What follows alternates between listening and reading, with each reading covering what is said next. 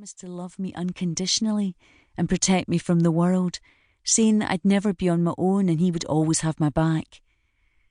Now when I think of it, I am translating his words into what I believe he actually meant. He would protect me from the world, meaning that he'd never let me out of his sight. He'd always have my back, meaning if I ever betrayed him in any way, he'd make sure I only did it once. I didn't dare speak, but I wanted to cry out in protest from the pain. The waistband of my leggings had become damp from the blood and rainwater, which now soaked my back. I twisted my body so my left hip took some of the gravel. Quite quickly the leggings began to tear and fresh skin was exposed to the elements. A gap in the rain clouds appeared, and I noticed the brightest star I had ever seen. It lined the edges of the surrounding clouds with a beautiful white shimmer. It was so bright. I wondered if it was another sun, far away in our galaxy. I imagined it was Dad. He would never allow this to happen if he was still here. Come to think of it, why was I allowing this to happen? I kept my eye on the star above as the anger began to build in my stomach. Suddenly, we stopped moving and my hair was released. Relief overwhelmed me as my scalp stopped burning. I listened to his heavy breath, knowing just what he was going to do next, but hoping I had enough strength to stop him. "Get up," the voice from behind me snarled. I did as I was told, not allowing him to see my face in case he could read me. "What do you have to say for yourself?" How the hell did I know? I was never fully aware of my actions which led to punishment. Anything could set Jimmy off at any given moment.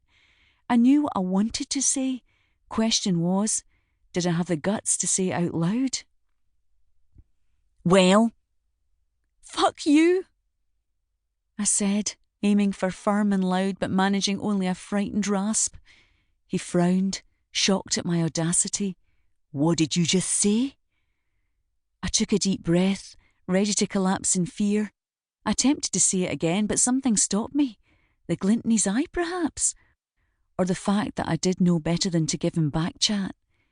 He grabbed my face, digging his filthy nails into my cheeks. I wrapped my hands around his wrist, willing myself to push him away. "Please don't do this," I whimpered, but he only tightened his grip. I glanced back up at the sky, but no longer could I see that single star. The clouds were no longer lined with a white shimmer. I was alone, as always, fighting the demons I could never defeat. The light went out inside me with the absence of that star, and I began to feel numb as memories of the day I promised to love Jimmy forever flooded my vision. I heard the familiar sound of the Allen key opening the entrance to hell, the belly box, stuffed full with boxes of God knows what kind of crap, darkened corners littered with old newspapers, buckets and paint tins stretching across the floor. It was cold at this time of year. I was thrown to the ground because he needed 2 hands to open the box. It was my chance to escape, but I had nowhere to run to. Fear rooted me to the ground. I wanted it to open up and swallow me. Hell itself would be better than what was ahead of me.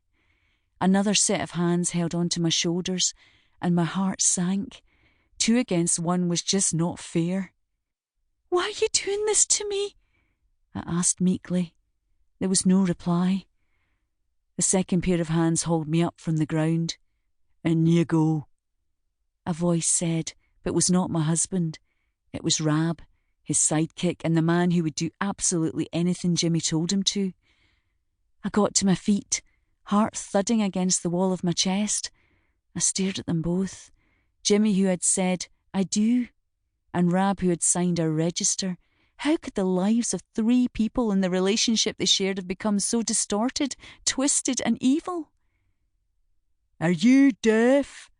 Rab said, a grin spreading across his face so widely I imagined the corners of his mouth might crack. "Nah, she's not deaf, just defiant," Jimmy said, his tone flat and cold, matching the temperature of this freezing night. "Please," I pleaded again, feeling pathetic. Rab took a step forward and I felt myself cower back.